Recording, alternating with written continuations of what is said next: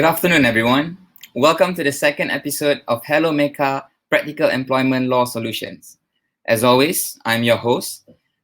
My name is Dzulfadhli Lamin, and I'm one of the consultants here at MECA. To our members and loyal viewers, welcome back. To those of you tuning in for the first time, we hope that you will find this session to be engaging and informative. We will have bi-weekly webinar series on every Tuesday and Thursdays at 3 p.m. like today, with each session tailored to discuss pressing HR issues and available HR options for employers. In our first episode, we have discussed a very interesting topic where I was joined by Mr. Dharmen and Miss Lina from Dharmen, Sivalingam and Partners. We discussed about the importance and the practical approach of getting consent in regards to cost-cutting measurements. If you missed that episode, you can view the recorded session on our FB page. Now, I would like also to remind our viewers, if you have any concern or questions, you can direct them at admin@meca.com.my. That is our official address for this session. I repeat, admin@meca.com.my. admin@meca.com.my. From our first session, we received overwhelming positive responses. And from then on, our team has been actively engaging and answering to your questions and concerns. As of this moment, we are compiling the questions and we will forward the compiled version together with our answers to those who have emailed us. Also, as spoken before, we are now providing free 14 days MECA membership trial. Now, for those who are interested to join our membership, you can do so by dropping us your details at the same address, which is admin@meca.com.my. Now, why is this 14-day trial interesting? I would say because you will be able to enjoy what the MECA members has been enjoying all this while. That goes with direct consultation with our consultants. You will have templates for your exercises, and also you will be receiving the relevant HR circulars and memos that we release to our members whenever there's an update from time to time. So please drop your details at admin@meca.com.my. And if you have done so, you can only do it once, and please only do it once, because we wouldn't want to miss anyone in the email chain. And dropping your details once or giving your questions once is already enough and sufficient for us to work it through. Now, I would like to also highlight that all of this will not be possible without the partners that we have, which is Elabram Systems. Elabram System is one of the best HR solutions provider in Asia Pacific. They provide services ranging from executive search and staffing, workforce management systems, and telco solutions. If you're interested in any of these services, kindly or feel free to visit them at elabram.com, elabram.com. And like the first video, we will also give freebies or free trials at the end of this session. So please stay tuned, folks. Now let's just cut short this introduction. From the first episode, we understand that companies have passed the stage of conducting cost-cutting measurements. There are also some companies who are not within any capacity to do cost cuttings, which leads them to have a downsize of business where they have to reduce the workforce of the company. But still, many don't know how to do so. Today, we'll be looking into the different available methods of downsizing. Specifically, we'll be talking on retrenchment, voluntary separation scheme, or VSS, and mutual separation scheme, MSS. Now, our panels will share with us the practical understanding and the practical approach of each methods. Now, without delaying, let me introduce you the three subject matter experts that I have today joining me. To start off, we have our own Chief Operating Officer and Senior Consultant of MECA, Mr. Victor. Hello, everyone. Good afternoon. Hi, Victor. Very handsome today. Second, Thank you. We have our Southern Legal Consultant, Miss Alya. Hello, Hi Zo, thanks for Hi inviting Alya, me and salam Ramadan, selamat puasa. Salam Ramadan. I hope everything is well for you today. Great, And great. lastly, we have the partner of Dharmen Sivalingam and partners, Ms. Sujatha.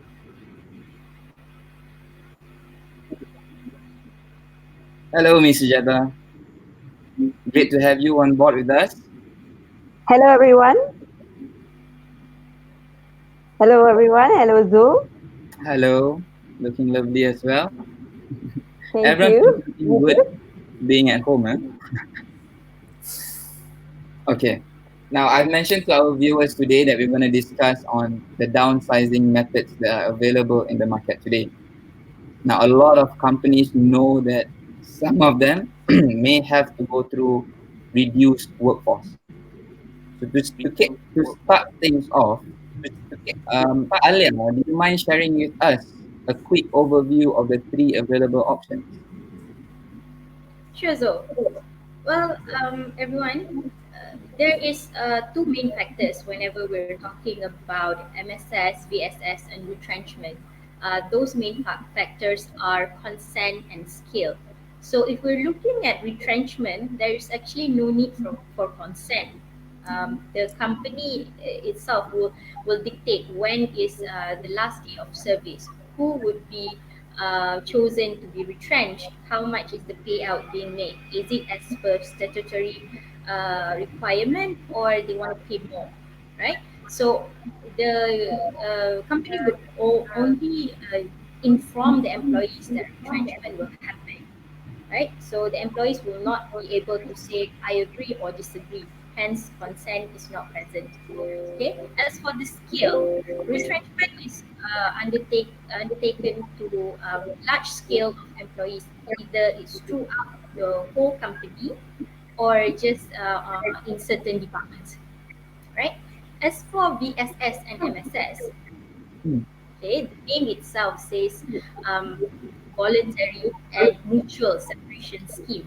So for VSS, of course, the company will prepare a benefit package, a severance package, announce it to the employees, and the employees themselves will decide, whether this is actually to my advantage, right? So if they feel like they agree to the terms and conditions, they would submit in their application, and then the company, on the other hand, will decide whether to accept or not. So here there is an element of consent, right? And as for MSS, it is again the same thing with consent, but it's towards a smaller scale of numbers of employees. For example, you have only two or three people that you want to retrench, and you want the exercise to be targeted only to these people. So that is where you use MSS, because VSS, it's for a larger scale. It's not suitable. Okay. I see. So from what you're telling the viewers right now, from these three methods, if any company were to do a downsize, they have to first consider the scale of the downsizing exercise, which means how many people is impacted. And number two, you were mentioning about consent. So also you mentioned VSS, MSS would require consent. However, retrenchment does not require consent. Am I right? Correct. Correct, Zo. Okay, so let's start with that part of retrenchment. Could you elaborate more on the retrenchment part? All right. Considering the economic turmoil that we are actually facing, I think a lot of companies are facing problems with reduction in orders, reduction in cash flow. Yeah. So, within the three options, most likely companies would go for retrenchment because it's the lowest cost and you don't need consent, meaning that you don't have to have that, you know, I would say argument with the employees in order for you to reduce your size of manpower, right? Yeah. So, retrenchment is actually due to redundancy. All right, the our statute have never defined what redundancy is, but I could say that it is actually a surplus of labor for reasons other than a punishment. Let me give you an example. You Yeah. are a medical device company, right?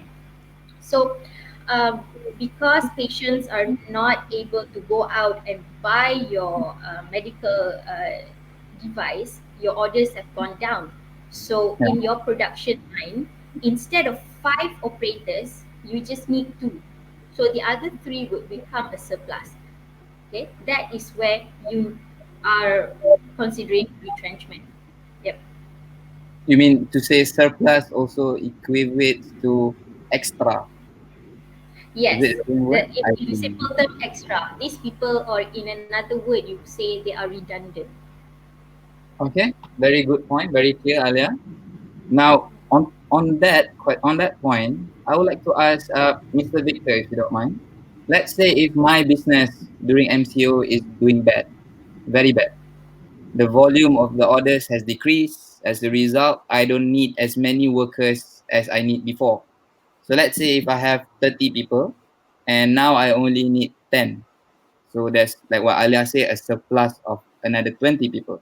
So what are the key principles that I have to keep in mind for me to legitly or validly have a retrenchment process? Thank you, Zol. I think that's a great question. I hope everyone can hear me clearly. I've been looking on the comments on Facebook, and I think some people are experiencing connection issues. Please drop us a note if you're experiencing these issues. We'll try our best to make sure our message is delivered across nicely. Anyway, now back to the question. Alia has earlier mentioned that retrenchment is basically a process. What needs to be established is the redundancy of the workforce or of a particular employee. So let me just give you an example in relation to the MCO.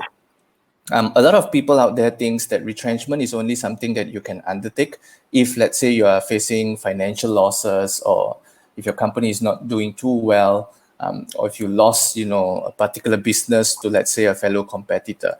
Let me try to relate that to MCO, right? What I want to begin with is, this MCO obviously, in my opinion, has changed the way many business or many business leaders think out there. It has brought us to places that we never imagined before. For example, we've never imagined running a webinar series like this. And it's because of the MCO, and because of this, work from home, we decided that we still need to engage people. Now, as a result of business change, or the change in direction in which a company wants to move their business forward, it may result in a surplus of labor. Okay, another to be a bit more specific. Let's just say I have a company that I focus a little bit more on events, and because of this MCO, I've decided that I don't want to focus on events anymore, physical events anymore. I want to focus more on digital events. And as a result of that change in business direction, some people may now be surplus to the requirements of the company. Now, who would be surplus then? Those people who only have skill sets in relation to a physical event and do not have skill sets in relation to a digital event. Now, once that surplus is established, in other words, those roles become redundant. And it's because of that redundant position, companies can now undertake a retrenchment exercise. Oh, so in other words, you're telling me, Victor, like if we are not in MCO, my company is not facing any financial issues, but the board of directors in my company believe that, hey, we're going to swift the business direction.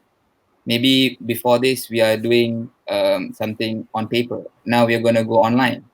So having that swift would also mean I can have a redundancy and a retrenchment. Yes, in fact, the right to reorganize the business is, it always belongs to the employer. This is not something like pay cuts, guys. In the last episode, when you guys heard about pay cuts, all those you need consent. But for retrenchment, this is not something where you need consent. This is something where the company decides, as long as you are following the guidelines of the law, you're within the boundaries of the law, you can go ahead and conduct your retrenchment exercise. I see. Okay, that's very clear. So retrenchment is the prerogative of the employers for the business needs. It must not give Yep. any reasons why financially or whatever reasons, except that it must show there's a redundancy in business. Yes, Okay. exactly. That's the starting point. There are, of course, a lot more legal regulations that legal obligations that an employer need to go through. But that's the starting point for every retrenchment exercise. Great. Now we know where to start. Now, can I point the next question to our lawyer, Ms. Sujatha here? Yes. Normally, if a company were to do retrenchment and an employee were to complain, saying that, hey, it's not fair. The company suddenly let me go without even consulting me just because of a retrenchment. But that's what an employee may feel. For an employer in court, what is the minimum or what is the standard that the employer must know to prove for a retrenchment exercise? Right. That's a very good question, Zul. In order for a company to prove that there exists a redundancy situation in its company, the first thing that the court would look at is to see whether there is any justification as to why this reorganization has to be done. That is the first foremost thing. So, for example, NCO could be one of the reasons. The epidemic of our COVID-19 could be one of the reasons as to why the company is now looking into reorganizing its business. And this can justify the first limb of the reorganization. Then the next thing that the company needed to prove is to show some evidences as to the redundancy part. Why this particular employee or why this chosen employees were made redundant. So this is where the court will goes behind the reasons and see which department he works for, how many total employees. Does the redundancy is only with regards to one person, or does it involve departments? Is there somebody else that does the same job like this employee, the ex-employee, I mean? The thing that the court would look into is whether the last in, first out principle was followed by the company. And if the company decided to depart, what are the other reasons or what are the other methods that they have used in order to let go of this employee? Okay. And in overall the situations, the court would also look into transparency as well. How transparent the company was. Yes, transparency in the sense of how soon the employee was notified. Was the employee given a choice or time for him to look around for the other jobs? So it's more towards equity. It's an equity and good conscience court. So obviously they would look into whether we are letting go of an employee, but did the company at least think about or give him sufficient time for him to find another job? Yeah. Okay. So this is what generally courts are looking for.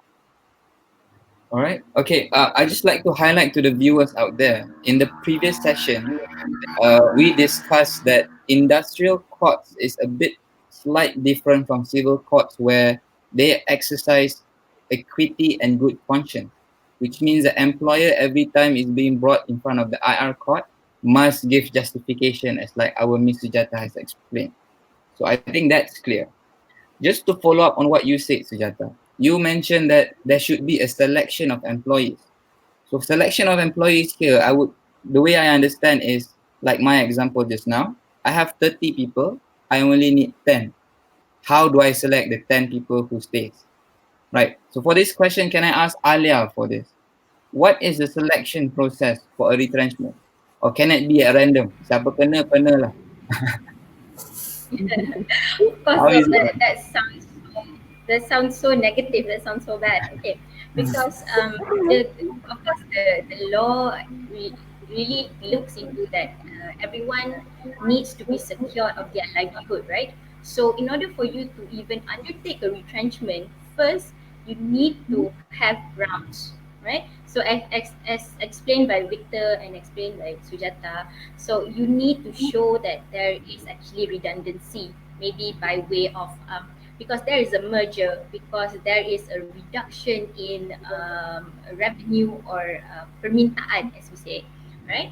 There could be various things, and even when the company itself is anticipating a drop in their business, so they themselves can restructure their business, and then if anybody becomes redundant, then that is a valid ground for them to be retrenched, right?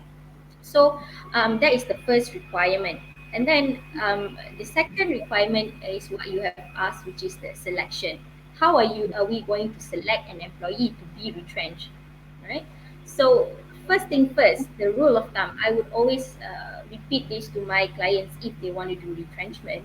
First is you refer to section 60N of the Employment Act, which the gist is you have to retrench foreign workers first, then only you can retrench local employees. So you see here the law is protecting us as Malaysians for our livelihood. All right.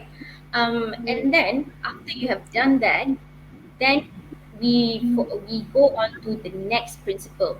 I think a lot of people have heard about this, which is LIFO, or last in first out, right? So LIFO, it's easy. Seniors stay, juniors, uh, you know, juniors are to be retrenched first. But when I say seniors, it's not because you are of a certain age. It's depending on your years of service. All right. Okay. Yeah. Okay, it's not age wise, it's years of service. Right. For example, here during MCO, maybe you have um, 50 employees, and five of them are probationers who just joined for 5 months. All right. So when you want to do retrenchment, after you have eliminated any foreign workers, then you turn your you turn your views to these people as they are the juniors in terms of years of service. So they should be going first. All right.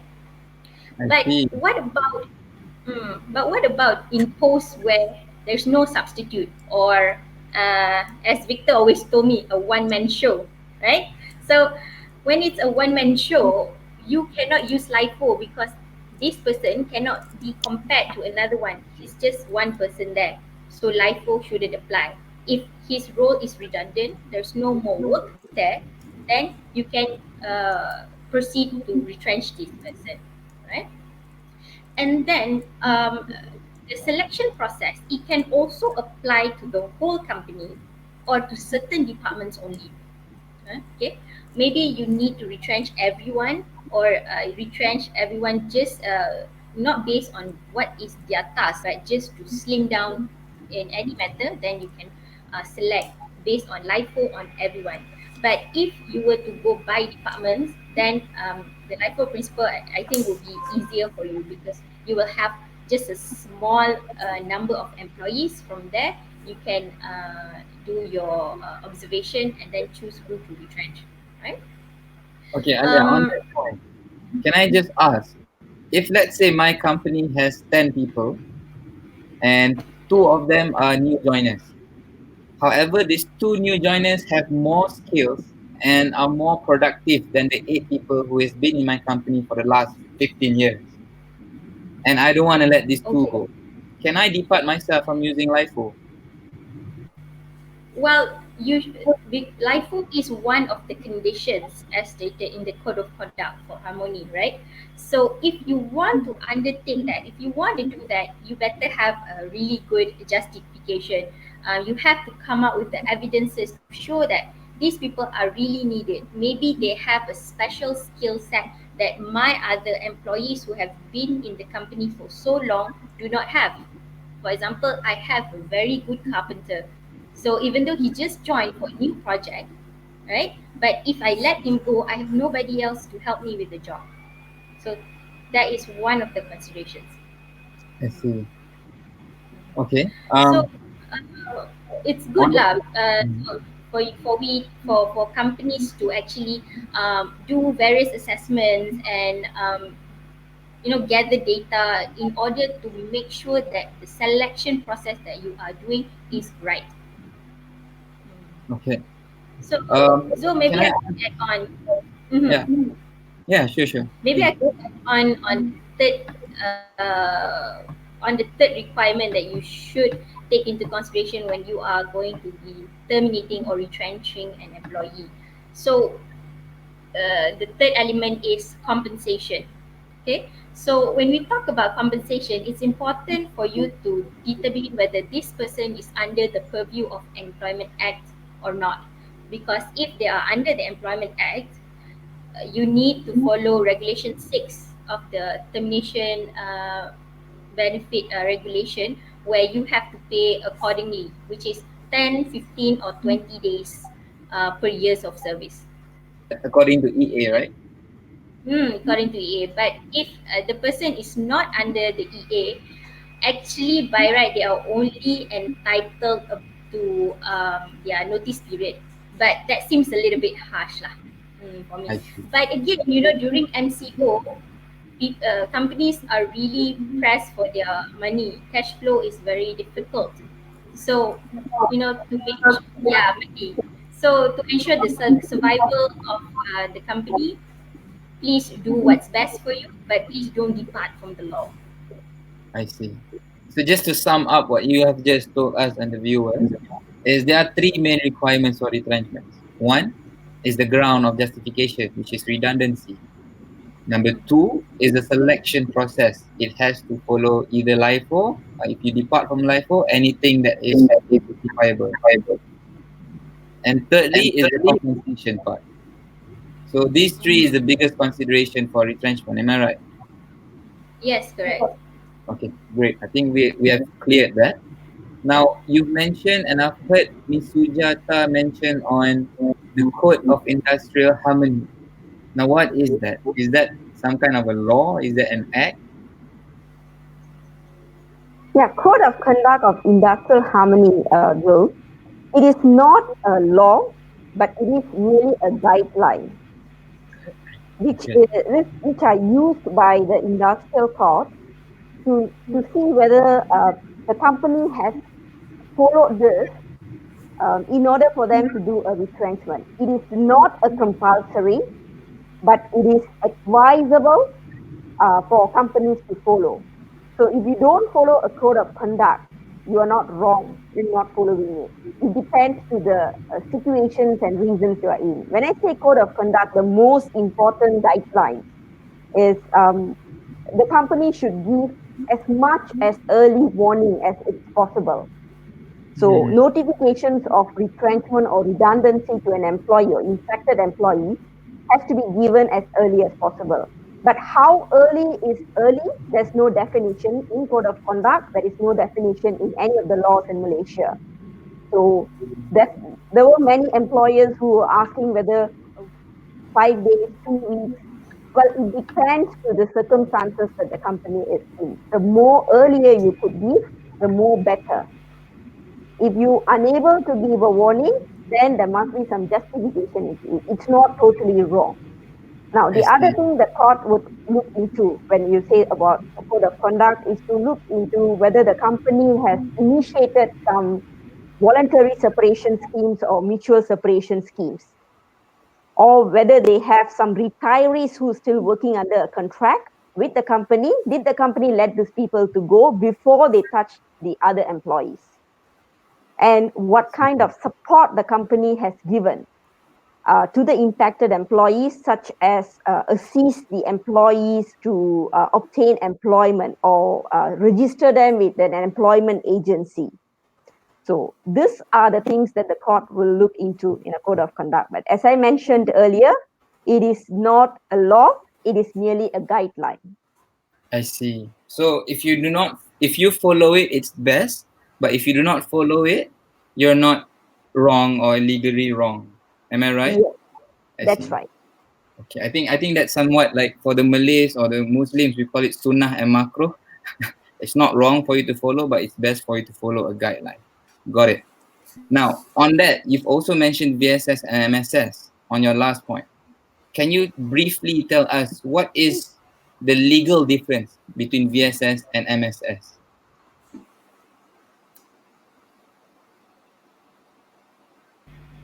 Well, VSS... Sorry, is that question for me? So it's for Mr. Sorry, Sujatha. Sorry. Sabar. No. Voluntary separation scheme, as the word itself mentioned, has to be voluntarily taken up by employees. company come out with a voluntary separation package consisting of what are the notice period, how much is the compensation they are willing to pay. They open up this invitation to a certain department or to whole organization, and the employees who are interested to take up this option has to apply for it, but the discretion whether to allow or disallow is on the employer. So the employer has the right to choose who to let go and who not to let go. Well, contrast to this voluntary separation scheme, a mutual separation scheme, as the word itself mentioned, is targeted to individual peoples, and it has to be mutually agreed. The company may have some compensation package in their mind, but this sum, the entire package, can be negotiated between the said employee and the company. So what mutually has been agreed upon, that would be the package or agreement that will be signed off by both the parties. Okay, understood. On that point as well, practically, Victor, I think based on your experience, could you just share with us if a company is stuck in choosing between VSS and MSS and they don't know how to choose, what's the best consideration to have? Okay, well, we've talked about so much, guys. Very, very technical stuff. But I Yeah. feel that let me try to bring you back to the drawing board, yeah, guys. Business owners and HR, I think it's always very important for you to plan out your strategy first. And when I talk about strategy, what I mean there is, what exactly do you want to do? The number two thing to think about is how do I do it? And how do I do it is when you consider whether retrenchment, VSS, or MSS. Right, so let me start first by talking about the strategy. Now, when you are in a position to restructure your company, there are many ways to do this, but the most standard way to do this, guys, what I see out there in the market is people will have an existing organization structure, right? That is the basis from which you start from. You will redesign your organization structure based on the direction you want to move forward with. Now, upon designing that, you will obviously have an org chart that is smaller than before. If you have an org chart that is bigger than before, then you don't have to consider retrenchment and all that. Basically, you're expanding your business. So once you have an org chart that is smaller than before, what you now need to do is start to fit the people into the org chart. So assuming you have, let's say, we'll go small here. Our examples will be really, really small. We have 30 people in our current org chart. When we draw a new org chart, we only have, let's say, 22 boxes. So now out of 30 people, we need to put names into 22 boxes.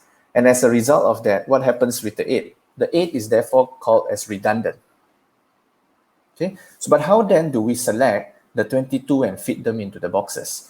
What I can tell you guys, and this is one freebie that we're giving out today, there are assessments out there to determine the compatibility of people.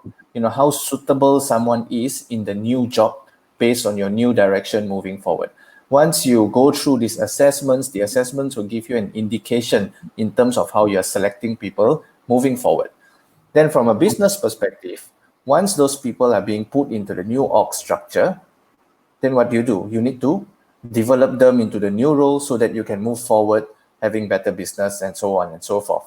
Right. So basically what I have been using in my years of experience is I have been working very closely with People Science. This company out there who provides a whole variety of assessments. Today, to all these 450 viewers out here, we are giving away 50 assessments on developments. What you have to do, basically, you got to get in touch with People Science. You can also get in touch with us. And the first 50 to get in touch with us will get a copy of this report. Now, let me go back to my topic. I need to answer the question, yeah? After you determine what is the right structure to move forward with, you then get into the zone of deciding whether I want to retrench, whether I want to go for VSS, whether I want to go for MSS. So there are many factors that you can take into consideration there. Like we first shared just now, for retrenchment, 3 things you need to consider. Whether you have sufficient grounds, that's number 1. the selection process. And the selection process is foreign workers out first and then last in, first out. And thirdly, how much money do I have to pay based on retrenchment benefits. Retrenchment benefits are applicable to those within the scope of the Employment Act. For those that are not within the scope of the Employment Act, you choose. Whether you have something stated in the contract, you have to go by it, or if you don't have anything stated in the contract, then it's really your decision whether you want to move forward to go with it. If that fits your bill, and let's say, assuming, selection process is not a problem, you get to sort of retrench the people that you want to retrench, then retrenchment may be the right model. But if retrenchment is not the right model, then you have the opportunity to explore. Maybe I should go VSS first. Maybe I should go MSS, because, you need your right organization framework to move forward. And you need to use retrenchment, VSS, and MSS as tools to move you forward with. Now, let me add on to that. It is also possible for you to have a phase 1, phase 2, phase 3 to determine your right organization structure moving forward. So let's say, for example, I'm stuck with LIFO because there are few people that, for example, I need to let them go, but they have been in the company for a long time. So instead of doing that, let me go with VSS. Maybe this guy would voluntarily like to leave the company. Maybe he's happy to take the payout. So maybe VSS is the right model to begin with. There are pros and cons. If VSS doesn't make me achieve my objective, then maybe I can go for phase 2, which is a retrenchment. Maybe because some people has been offloaded from the VSS scheme, the LIFO rule under retrenchment is no longer a problem if I were to go on retrenchment for phase 2. But like I said, guys, these are just considerations. There's so many things to consider, because some people think about reputation, some people think about brand image. I don't want to do this for too many times. I just want to launch it one round. So it all depends on what suits your company. I see. Okay, that is a very clear overview of all three. Thank you very much, Victor. I would like to press on the idea or the point that you mentioned, where you first have to identify the direction of the company. I think in all madness and in all worrying times, it's important for companies to first identify the aspiration of the organizational chart they would like to have in the next few months. And now we are under MCO, there's a lot of financial issues, there's a lot of issues with business and revenues. I think it's best if you have maybe a consultant or maybe internally discuss throughout what's the best for your company. And I like what Victor shared just now. There's an company called People Science. I think it's a way better shortcut rather than you have to go through the documents. This modern app will help the company for you to identify the people, the selections, and the organizational chart of your company. Now, let me just move on to the next questions I have. Can I ask Alya for this? Suja and Victor has explained about VSS and MSS, the difference between VSS and MSS as well. On the part of VSS, I have a viewer asking, what is the step or the procedure for you to offer VSS? Because unlike MSS, like Suja said, you offer between one employee. But Victor mentioned VSS is to everyone. So what is the procedural step of VSS? Okay, Zul. So VSS is again, it can be to everyone or targeted. So because the main core of a VSS is the company is offering a package. So the first step you need to do is, of course, draft up a package, a severance package for the employees to consider. So usually, the package should be more lucrative as compared to a retrenchment package, because we want people to get thinking that, hey, it's better if I take this up now. It's a good offer, because if, let's say, the company cannot sustain and I go for retrenchment, I'm just going to be getting the bare minimum, right? So you get that into plan. You decide based on the company's capacity, okay, how much you want to give up. So and then you make the announcement. You tell everyone, please, everyone who you want to invite actually, please join us for a town hall session. So at the town hall session, you make the announcement. You tell everyone, we want to do a little bit of a slimming down. So we are offering you this very attractive package, so you would have some time to consider.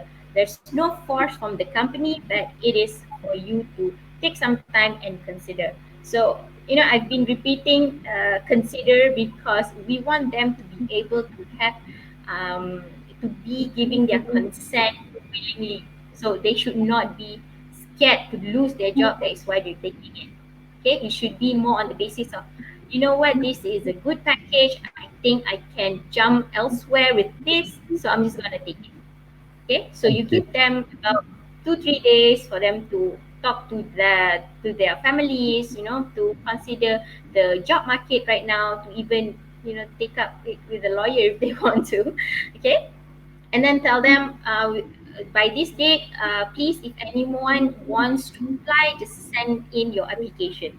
All right, so it's good for you to have a cutoff period, because after the cutoff period, the company needs to make its assessment. Like what Victor said, you have these boxes. Okay, so you want to fit in people into the boxes. So usually companies do not want to let go of the star performers, right? Yeah. So when you have decided, you think that, okay, by you know retaining this person and not that person, my business model can still go on.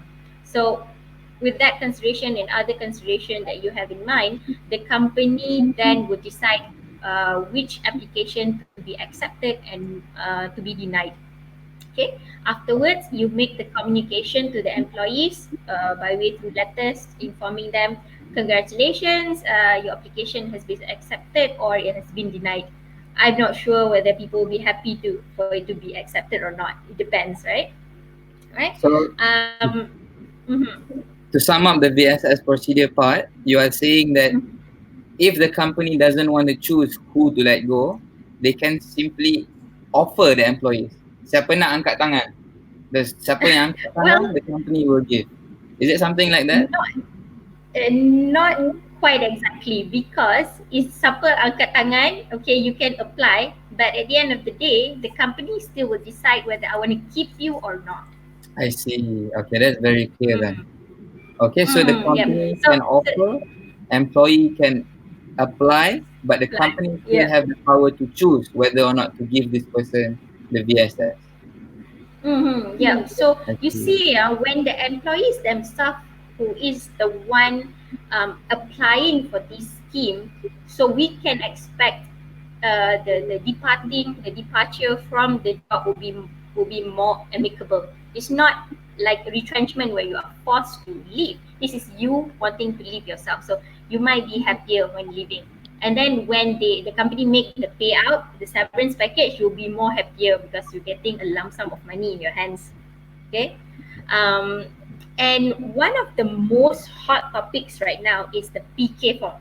Okay, viewers, everyone, please remember that you need to notify your nearest labor department within 30 days before you are taking any VSS or retrenchment action.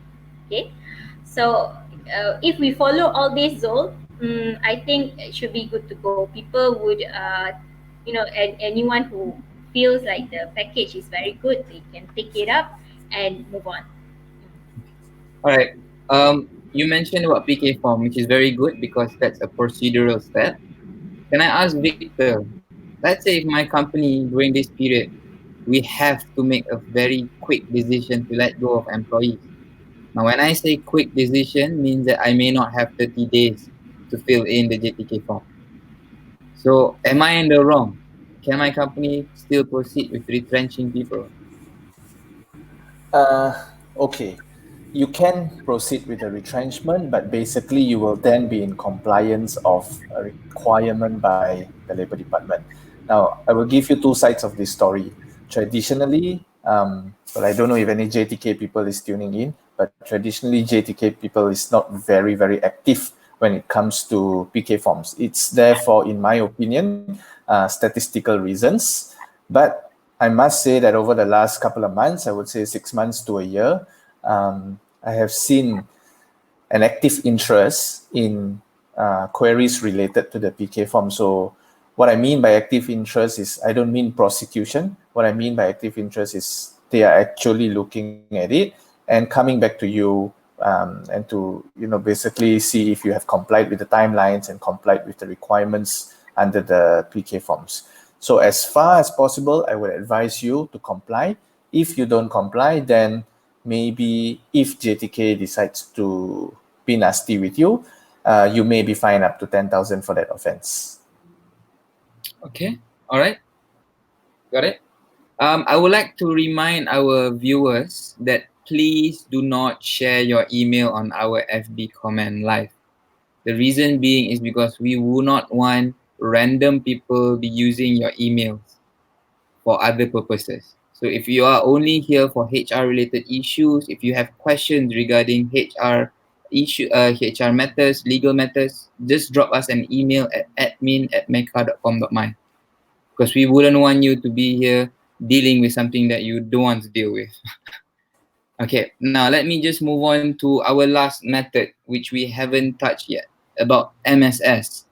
Now, I was made to understand by all three of you that mutual separation scheme is when you offer a specific employee for them to accept the offer and to end the employment relationship between the employer and the employee. So to say you have a targeted person's lah. You target that person, you want them out, but they are not a redundancy, but you give an MSS. So what is the significance of the mutual separation scheme? Like what differs and what holds up in court to say that it's mutually agreed? Can I ask Sujatha? That's a very good question. Many companies are having issues when it comes to mutual separation schemes because there were many cases where it was referred to the court. It seems that the company did not give an option. I mean to say they gave an option of mutual separation to an employee, but the employee claims that it was forced on him. So there was an element of duress there.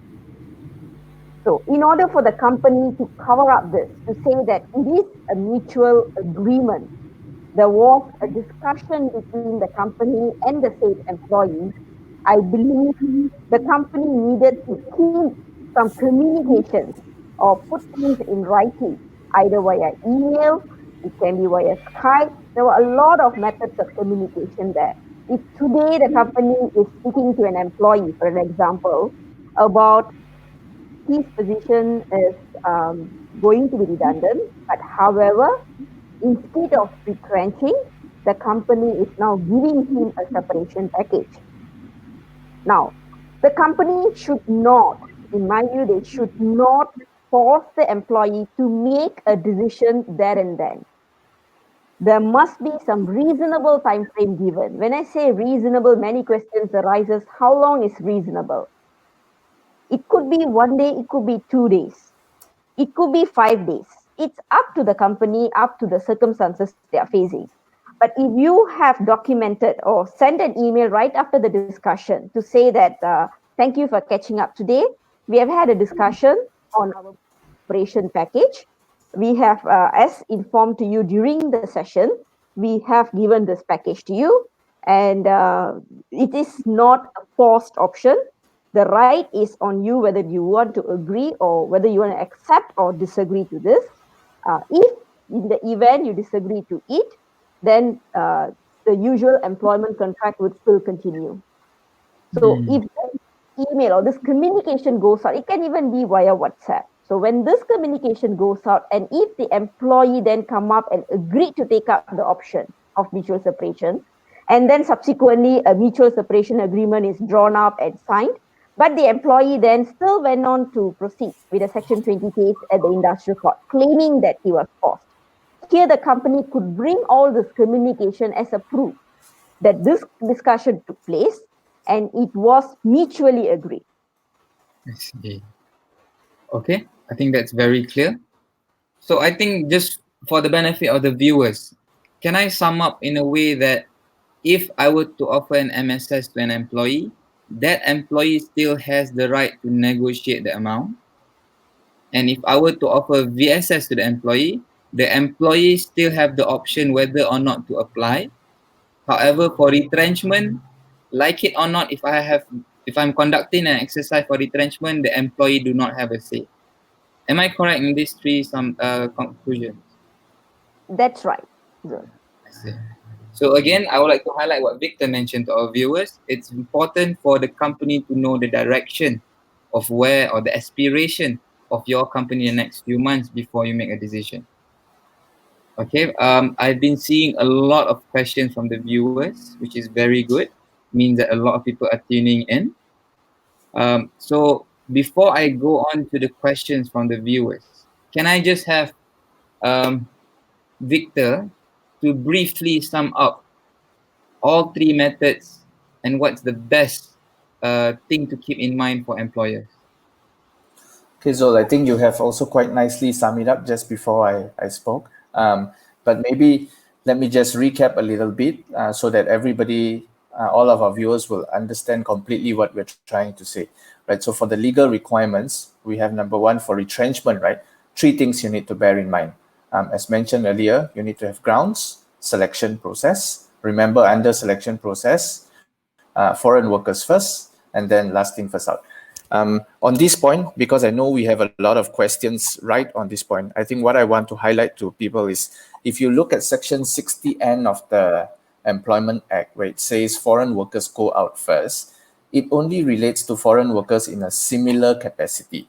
It doesn't mean that if you have foreign workers in the whole company, then all the foreign workers must go first. It is only those in the same capacity and a similar capacity, they must go first before the locals go first. All right, so do that comparison. And that also applies in LIFO. I think Alya has mentioned earlier. LIFO, basically, you don't compare the whole company. You compare in, that function, whether you need them or you don't need them. If you think that you don't need them, you compare LIFO in that function. And, there's also some positions where it's a one-man position. That's where LIFO doesn't apply at all. Thirdly, under retrenchment is your compensation, how much to pay them. And then we have VSS. Zol has said just now that it's a voluntary application. It's like an advertisement that is being posted out there. Interested parties will apply. Those who are not interested, they don't apply. Life goes on as normal. MSS, on the other hand, is very much a targeted exercise. We reach out to the employees and we say, for you only, this is the package. We would like you to leave the company. And what Sujatha added earlier, a means for you not to, basically it's to avoid having a forced resignation claim. So you've got to do that tactfully, you've got to do that carefully, so people don't feel that they're being victimized. One last point I want to add on before we take up that many questions we have on Facebook, is the fact that all these, money actually plays a part in this, cost actually plays a part in this. If you look at retrenchment, VSS and MSS, and if you're thinking that you have the same budget for all of them, my frank opinion to you is not going to work. Because if you look at VSS and MSS, you need to actually have something in the pot to entice the people to apply. It's like an advertisement, right? And for MSS, you're dealing one-to-one with the employee. You need to have something customized and something bespoke to the employee for the employee to feel like this is a win-win situation and I want to take up your offer. Because if you are coming to employees and you're saying, we are going to give you what the Employment Act prescribes, there is a strong likelihood that your VSS and MSS will not succeed. So in conclusion, the cheapest method, in my opinion, for a larger scale restructuring exercise would be retrenchment. VSS, MSS, in my opinion, slightly higher compared to retrenchment. So you just got to be prepared, meet the legal conditions, meet your budget, and I think you're good to go with that. Okay, thank you very much. That was very, very clear. And I believe the viewers now have understood the meaning of the difference between the three methods and the requirements for each method. Now, before I move on to the questions from the viewers, I would like to just highlight something that our sponsor is offering to the viewers today. Our sponsor, Elabram, will provide a free trial for their workforce management system, WMS, until the 31st May 2020. Now, for those wondering what WMS is, it is an excellent digital transformation system that enables you to record staff's attendance, to clock in working hours anytime and anywhere. Now, the reason why I use the word excellent is because most companies have adapted to working from home during MCO, and this app will slide will fill the gaps that you have transitioning from working at the office and working at home. So I hope everyone will try to apply because it's free until 31st May. So just try it and I believe you'll love it. Now let's just go on to the questions we have. I'll pull out the first question. And feel free, Mr. Victor, Ms. Sujatha, or Alya, to answer the question.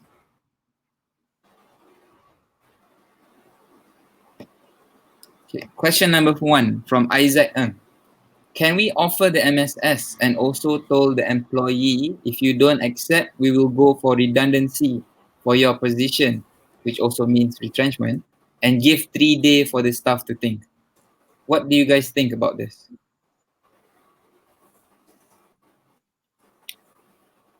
Can I start with? Well, if I may, Yes, Alya. I think this is actually what Sujatha was saying. You don't intimidate them. So by saying that if you don't take this, you're going to be redundant and be paid less. You know, I personally, if I am the employer, I will be scared and be forced to sign it. So if the matter goes to the industrial court, I can just say, you know, I was forced into it, even though there's not a gun to my head. But again, I would lose the big amount of money because I wanted to stay for a little bit. So please avoid saying that because ultimately MSS is for you to negotiate. Okay, allow some time for you to move. Allow some time for negotiating. I would always tell my clients to have a buffer amount or additional benefits so that we can negotiate better and do not have to bring out these silver bullets that will bite us back. I see. But then again, we mentioned also about the possibility of the company facing retrenchment, and to avoid retrenchment, they follow with VSS and MSS. So will that be a strong reason just to inform them that, hey, look, we want to avoid losing people, so we are doing this first? Is it possible for you to mention at least, Alya? I would try not to. Okay. Just go by MSS first. Just talk to them nicely because we are doing this with consent so that you and I can part ways amicably. That's it. Later on, if it happens, it has to happen. But please try to avoid it. Yeah. Okay. Just to chip into what Alya has said, Okay. the choice of words in communicating with an employee about an MSS offer is very important, because if he misunderstood the sentences or the words that you're using, he may take it that it is threatened. It's a duet. He has been threatened. So with this, if he were to go to court, if he files a case and it reaches the court, if he were to record or if he were to have what was said to him, the judge, being a court of equity and good conscience, might feel that he has been intimidated. So hence, if you have a batch of VSS was done, and right after that you are now initiating an MSS, so I believe the employee should know that what's happening around in the company, because I believe that when you are in VSS, there would be a notification that everybody would able to see as to why the company is now going into a VSS. With this pandemic, with this revenue losses, so all these reasons, when you approach him for MSS, I believe he knows where this is going to lead him to. But let's not put words in our mouth and tell him that if you don't take this, I'm going to retrench you. That becomes a threat. So whenever there is a threat, it becomes a forced resignation. So a very important point to take from that question, Isaac, if you're still listening, that it's good to be transparent, but try to avoid communicating in a way that you may seem threatening the employee. Okay. Hi, Victor. I think we Hi. kind of missed just now. Sorry, I got disconnected. I'm back now. No worries. Good to have you back. Okay. Let's move on to the second question from Miss Mandy Yong Yok Ming. If the employee already reaching the retirement age, 60 years old, what is the best way for the company to discontinue his service? Any rules that the company has to follow? Thank you. This Can I may try not, taking this? yeah. If the employee is close to retirement age, and if you're thinking of letting the employee go, then in my opinion, the most cost-effective manner is to wait until the retirement age. Then at least once the employee attains the age of retirement age, you can just send a retirement letter to the employee. But it is also very important for you to establish the real reason to terminate. If you are terminating the employee now, when the employee has not attained the minimum retirement age, then you need to find a valid ground. And in case, let's say you want to choose retrenchment, then all the regulations that we just mentioned earlier would be applicable. All the compensation required under retrenchment would be applicable. So I guess what I'm trying to tell you is to determine the mode of termination will then determine the liabilities accompanying it and the cost that accompanies it. And if you're going for the most cost-effective manner, retirement is the way to go. Okay, that's very clear. I hope that answers your question, Mandy. Okay, I have one more question. There are a lot of questions. I'm trying my best to fit all of them in our very short session. If I missed out any of the sessions, please don't be worried. We will try our best to reply and to engage your questions in the email. So please drop your emails and questions to our email. Okay, next question. From 18th8. What if the employee refused to accept the retrenchment even after offering the package under EA? Refusal for retrenchment. Sujatha, you want to try on this? Yes, I do. Well, that's a very good question. As Victor has concluded the previous session, he has mentioned that there's a difference between retrenchment, VSS, and MSS. So in retrenchment, there is no way for the employee to come and say, I'm not going to take it.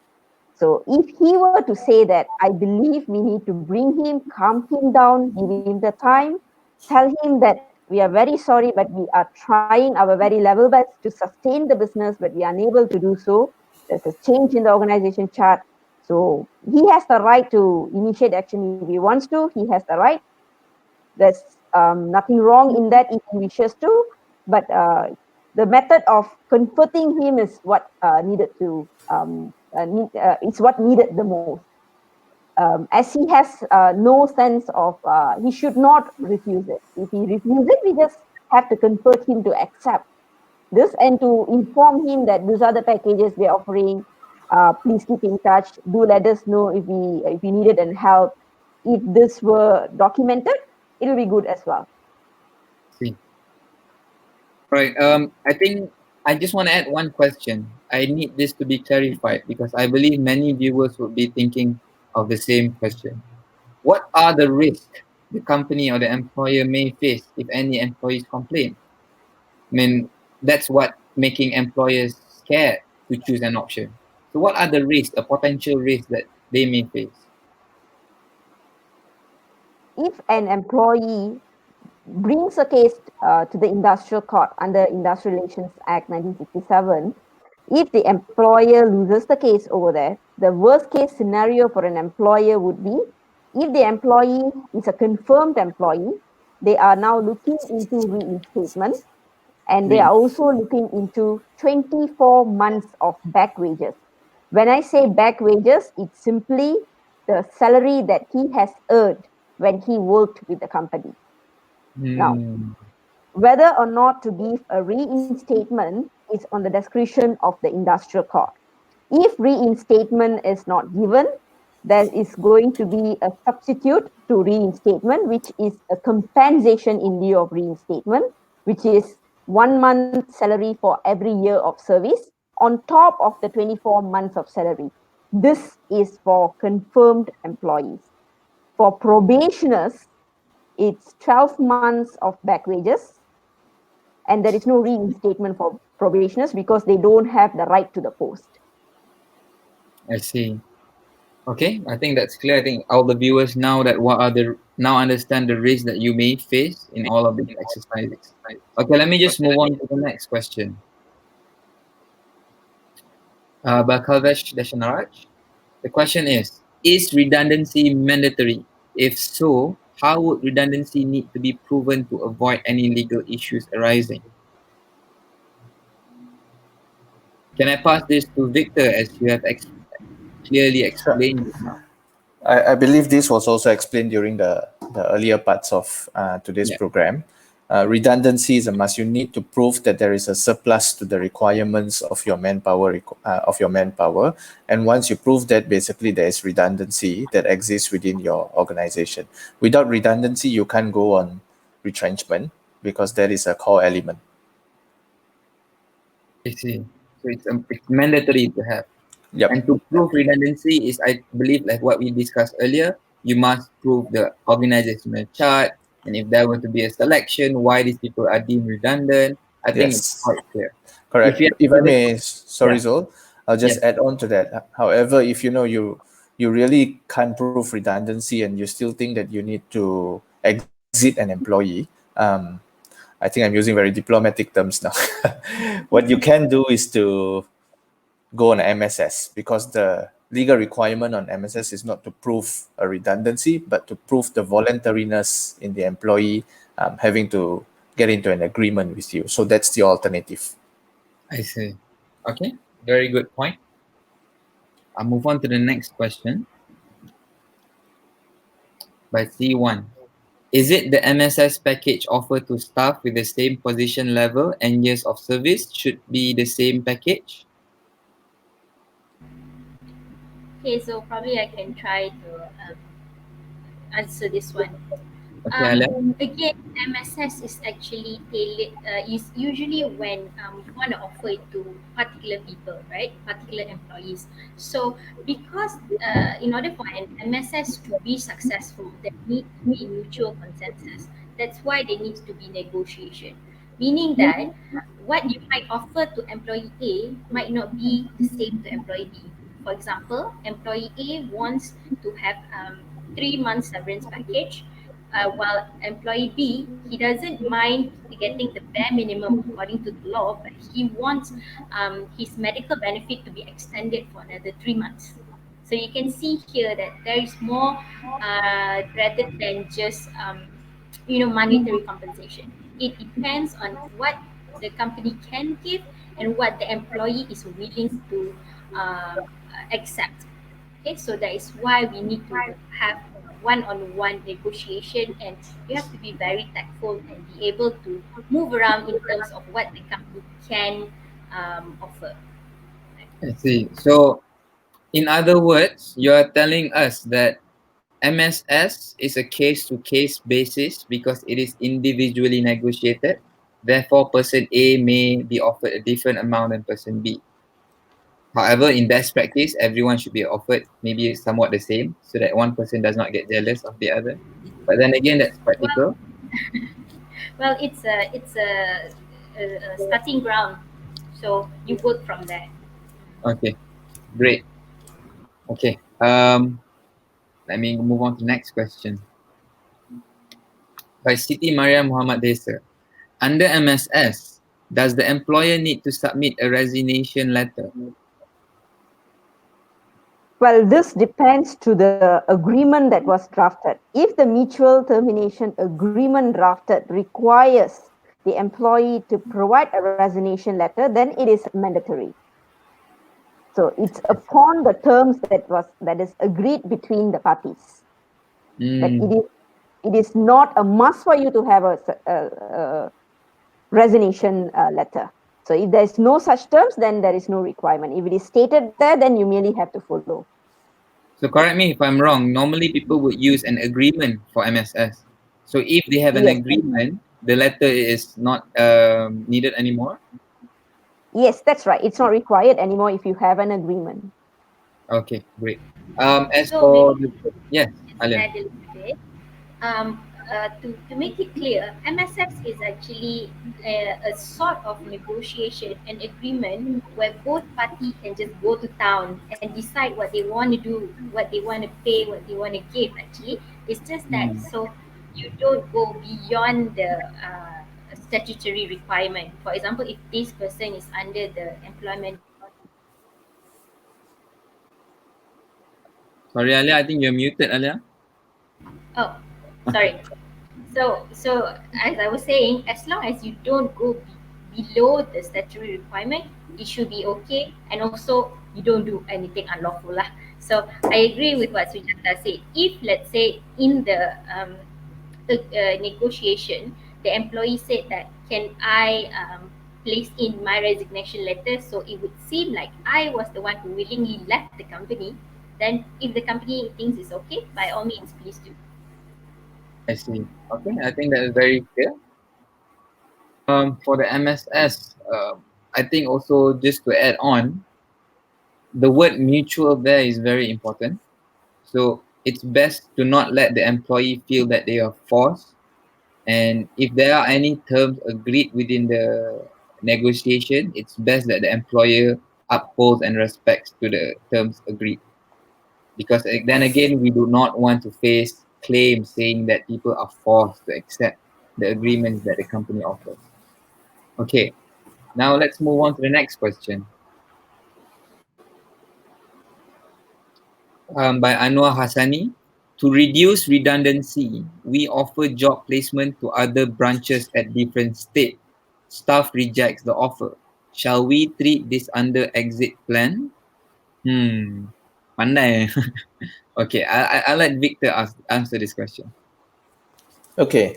I think this is a tough question. In my opinion, the toughest one we've gotten so far. My frank opinion to you is the fact that you have identified these employees to be transferred to another location goes to show that they are already redundant. So your act of transferring them is sort of like saving their jobs for them lah.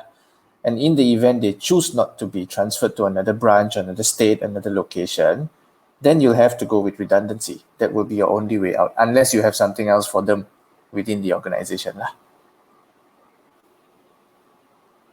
Would it be important to have a clause for transfer in that case, Victor? Because we realize that in order for any transfer, it must be within the terms for a transfer.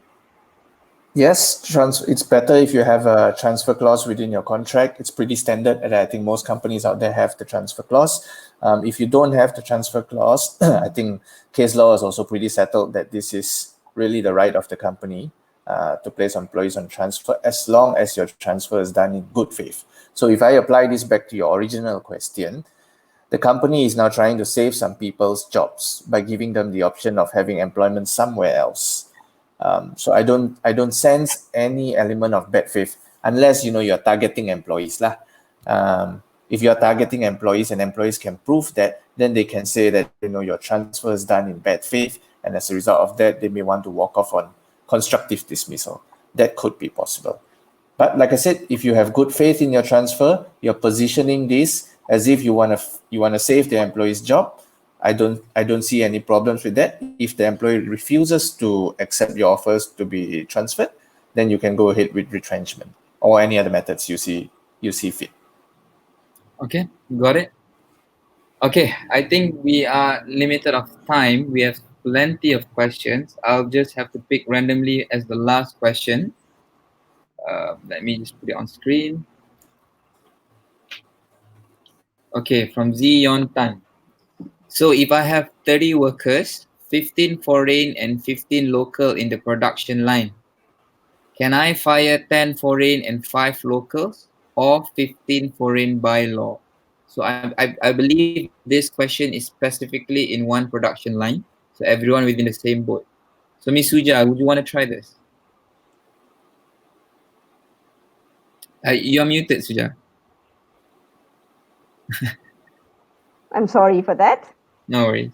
Now, as we have covered in the presentation earlier, Section 60N of the Employment Act specifically mentions that foreign workers has to let out first before the local employees can be asked to leave. Hence, in the production line, if your retrenchment redundancy that you have seen is from the same production line, then you have to, I'm afraid to say, that you have to let go your foreign workers before you let go of locals, unless you have some specific reasons of why you can't or you don't do it, or well, that's the answer. Section 60N applies, and the industrial court would strictly look into it. Okay, I agree. I couldn't agree more with you. It's very important to note what the law says about it. So try not to deviate or have a leeway on that. Okay. Oh, I have one interesting question here, if you don't mind. Can I just post it up, guys? Yes. Okay. Um, by Boniface Anak Banta. Let's say the staff is offered the MSS and one of the offer is 3 months worth of salary. Again, can the staff request for 6 months salary since it is mutual? Alya, would you want to try this? Yes. Boniface, of course. As I informed everyone before, it's an open playing field. You can ask for whatever you want, and it's up to the company how much fun do they have to actually agree with you. I So see. if you, yeah, so if the employee is really good in negotiating, the company might even just give.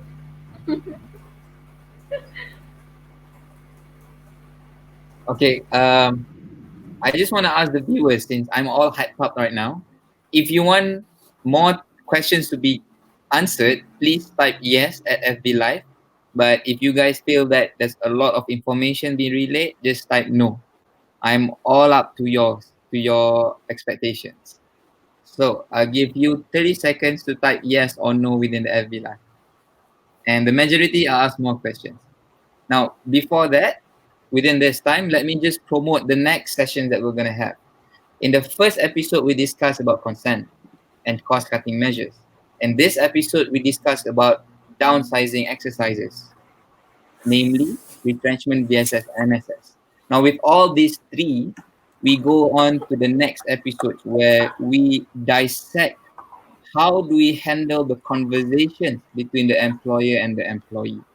So I will have Miss Rachel Tan and Miss Amanda Law from Dharmen, Sivalingam and Partners to share with us how you handle hot hits with hard conversations. Okay, I think 30 seconds is up. All right, so many yeses. Good. Guys, I'm sorry, but stay with me. I have a few more questions coming up. Okay, first question by Leiling Ui. What if we don't give notice to staff for redundant, but we pay him for the notice period according to the LOA? Victor, want to try this? Okay, wow, so many yeses is still coming in here, guys. I think I got to be paid overtime for this lah. Okay, to answer the question, guys, notice period. What if you don't give notice of redundancy, but then you pay the notice period? I think the question, there's two parts to that, the first is whether you must serve notice. In my opinion, that's the right thing to do. If you're terminating somebody for any particular reason, you need to let them know why you're terminating them. And of course, in that letter, you can clear up some air in terms of whether you're going to pay them, in terms of when their last day would be. So those would be very beneficial if you can do it. And the second part, in relation to payment. So you said that you have paid this person the notice period. What I need to clarify with you is that is actually an obligation. You need to either serve the notice of that's stated under your contract, or you need to pay salary in lieu of notice. And anyway, to a business, whether to serve or to pay in lieu, it's a zero-sum game. It brings you back to nothing. So it really depends on whether you need to see the employee within the organization or not.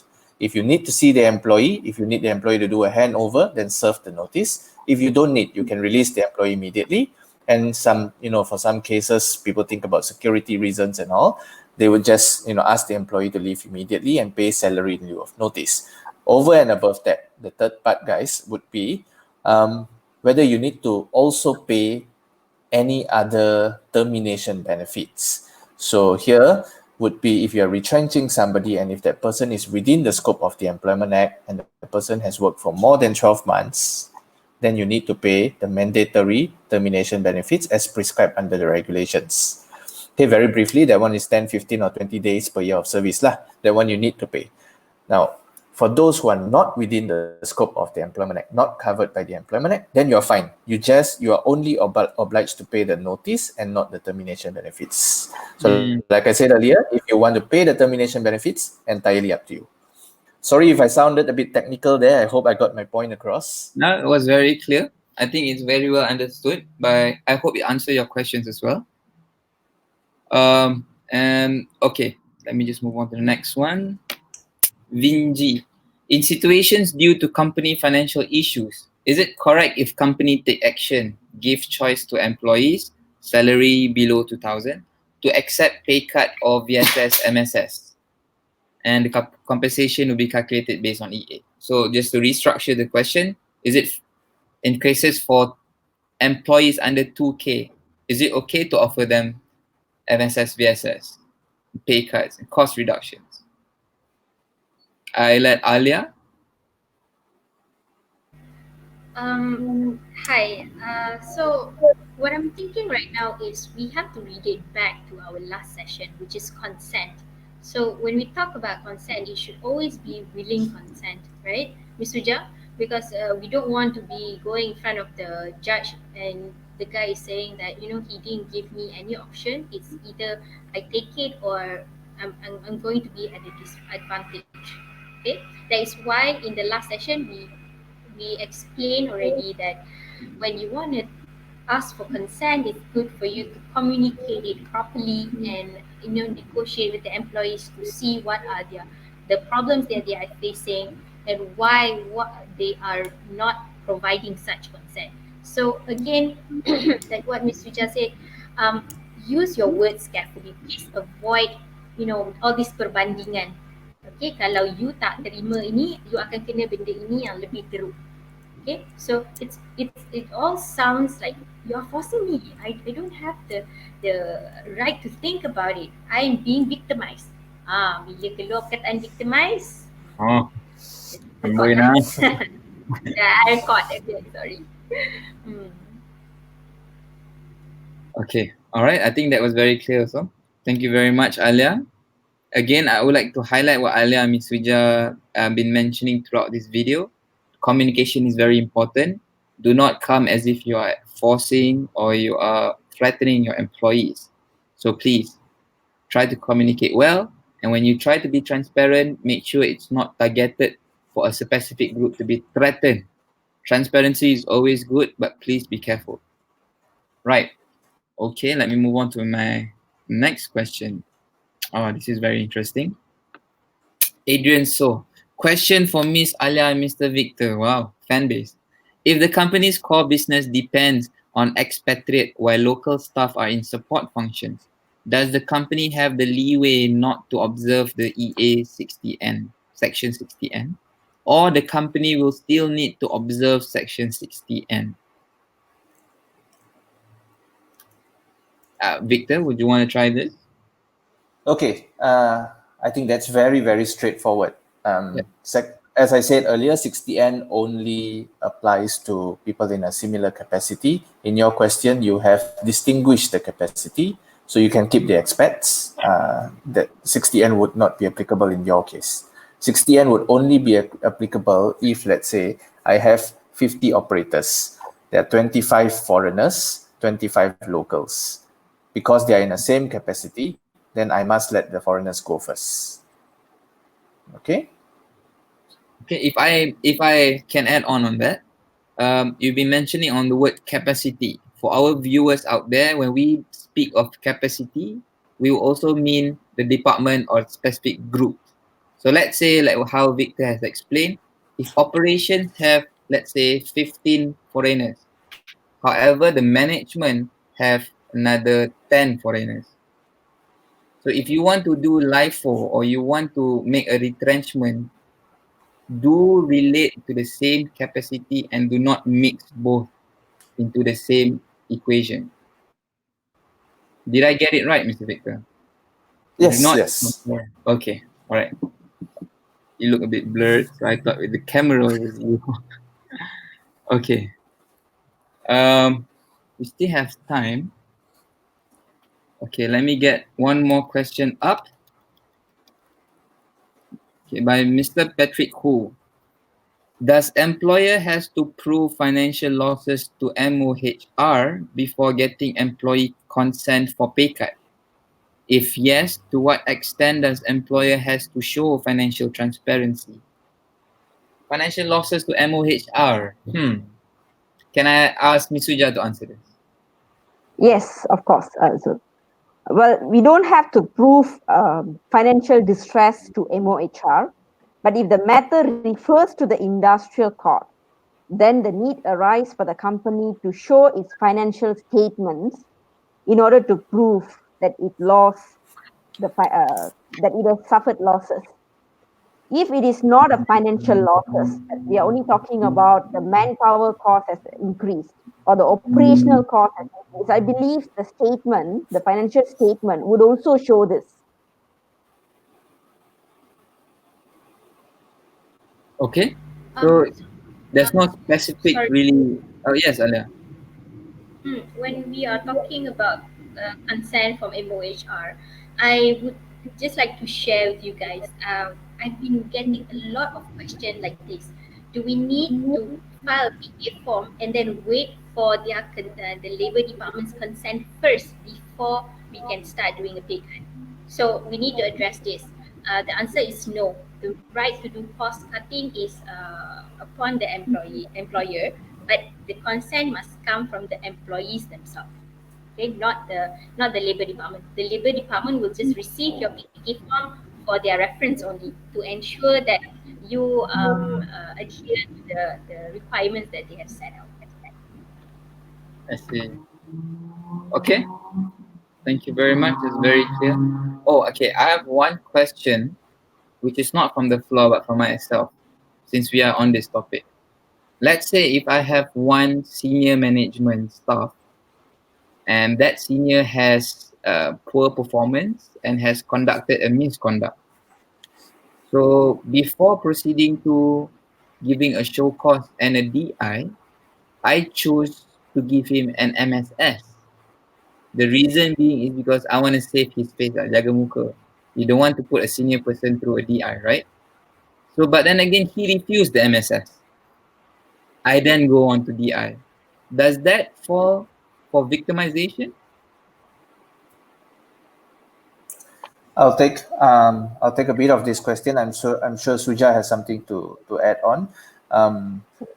Zol, I think this strategy is very commonly applied out there. Yeah. You know, having an MSS in between a performance management appraisal, in between a misconduct matter. I feel that it will not amount to victimization or forced resignation because you are merely giving the employee an option. It is up to the employee to think about whether that option is beneficial to him or otherwise.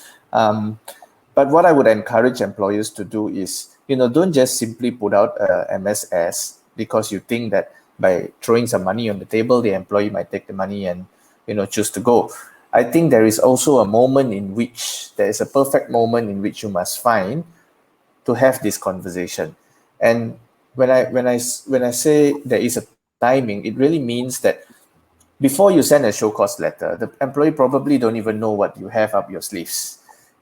Maybe the better timing is after sending the show cause letter or after having a face-to-face negotiation with the employee. So what I'm saying is you can offer the MSS at any time, but maybe you should time the offer to a moment where you think the employee is a bit more receptive towards accepting MSS negotiation, right? So let's not forget about the fact that people are generally a bit more defensive. So when I accuse somebody of committing a wrongdoing, the first natural response would be, I have to defend myself. And if it's that time that you're giving the MSS, then I don't think you're going to get anything out of the offer. Okay. Yeah, people would still want to defend if they were accused of something. So having to accept the MSS might give the idea that instead of weighing out who's right or wrong, we just accept a simple way out. And again, employee will not be able to defend himself. Okay, that was an excellent answer, Victor. We have a lot Can of. Can I add on to what Victor has said? Thank you, Zul.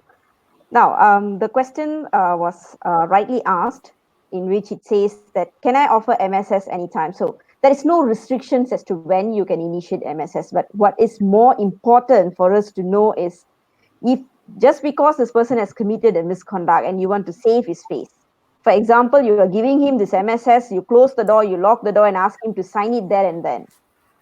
So even if you can bring evidences that he has committed a misconduct, but the way the process was done would be victimization. It would victimize the employee. So the communication is very important. Number two, the time frame is also important. The choice of words in your communication are also very important. Okay, I couldn't agree more with you. I think when it comes to ending an employment, the management of expectation from the employee has to be dealt, I would say, safely or with more cautious, because you don't want to have employees expecting more or expecting less from with what you ever you're offering. Okay. Um. Ooh, I have one interesting question. Okay, last one before we go. From Valamati Raja Nadaraja. Hi. How is the foreign workers is belong to contractor agency, which is a third party? So foreign workers in a third party. Can we still proceed retrenchment for our permanent workers? Interesting. Let me take this, Zol. I was dealing with this problem yesterday itself. So the question here, let me just rephrase it so that everybody gets a clearer picture. Yeah. So let's just say I have employees working in this function, and in the very same function, I have also got outsourced contractors working there. Okay. So in one department, there are local employees, my own employees. There are also foreign employees that belong to a third-party outsource agency. So the question is, can you retrench your own employees first before you terminate the services of a outsourced contractor? In my opinion, right, let's go back to the very beginning stages of today's session. We talk about redundancy. Can you make a third party redundant, guys? You can't, right? You can make a function redundant. The function will determine whether you need to fill the people in there. But if a third party is redundant, you just terminate the service lah. But if your employee is redundant, then you have to go through retrenchment with them. Now, let me give you an example here, and I will later come back to relate this to my point. The example is, if we run a factory today, if any of you out there runs a factory, today we have a canteen. Okay, canteen, we hire our own people to manage the canteen. Let's just say there's 5 of them. And after a few years, we now realize that this canteen don't seem to be making money. It doesn't make sense to deal with all of these problems. So let's cut the canteen. Let's outsource it. Now, as a result of outsourcing the canteen, what happens to the 5 people? They become redundant, right? As a result of that outsourcing exercise. So we can now retrench these people, or we can now apply a VSS or MSS on them, or we can find them alternative employment with the company. So that's what I'm trying to, in terms of relating back to your question, the fact that you have redundancy in your department, you can only control and retrench people who are employed directly by you. That's what I'm trying to say. And then, when it comes to outsource, the whole reason of outsourcing is, in my opinion, it exists to create a form of redundancy. The fact that you're outsourcing creates redundancy. So now, can we say 60N of the Employment Act applies? In my opinion, we can't argue that, because number one, we can't control who the outsource agency is recruiting for the business. They can recruit local employees, they can recruit foreign employees. So whatever employees that they put into our business as third-party contractors, my personal opinion, is not within our control. So what's within our control is our own people and whether they are redundant as a result of the outsourcing. And if so, they can be retrenched. What I would suggest for you to do, if you still require that particular function, but you have chosen to outsource it, then in all spirit of good faith, guys, what I would recommend for you to do is have the contractor to hire this person that you are retrenching. So at least that person still keeps the job, still within your company, but is paid by the outsourced contractor. I think we've seen that happening in a lot of factories where they face issues for employment. So third-party companies would come and absorb the employees into their company, but still working at the same site. So I believe it is one of the creative ways of managing a business. It's one option that you can choose and one option that you can embark upon. All right, I just got news from People Science, the one with the great app.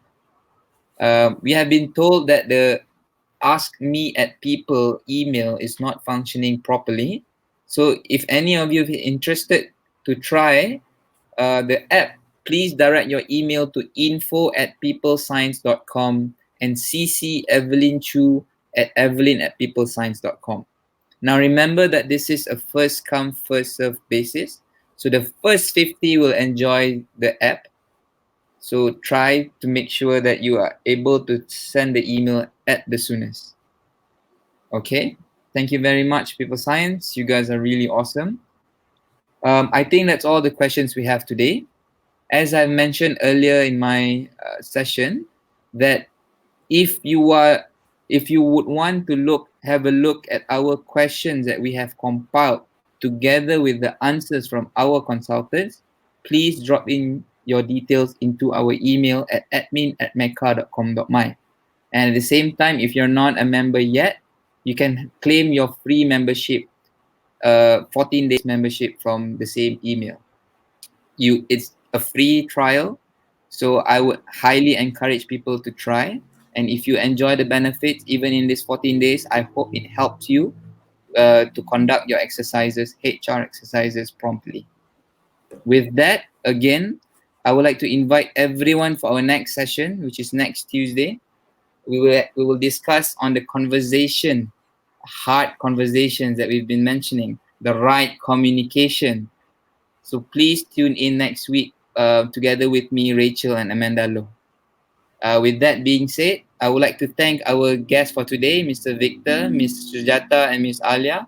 Thank you very much for consenting to give your wisdom, opinions on the subject matter today.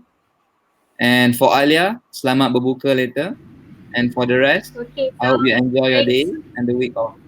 And tomorrow is Labor Day, right? We're at home, so we don't really feel it. But nonetheless, every year we enjoy Labor Day. So please enjoy yourself tomorrow. Okay, guys. All right. Thank you very Thank you, much. guys. Bye bye. Thank you. Bye. Thank you. Bye.